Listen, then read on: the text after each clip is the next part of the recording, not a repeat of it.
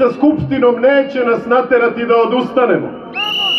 Zajedno smo uspeli u tome da Branko Ružić podnese ostavku i da najave ukidanje reality programa.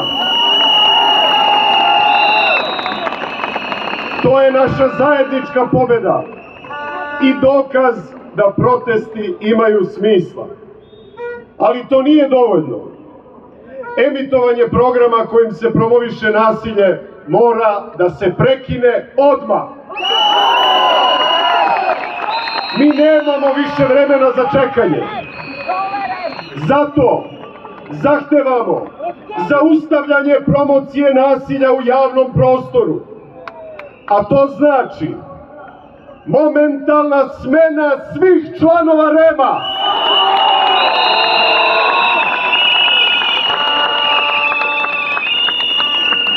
Hitno ukidanje emitovanja reality programa i emisija koje promovišu nasilje, agresiju i nemoral na televizijama sa nacionalnom frekvencijom. Najava ukidanja nije dovoljna.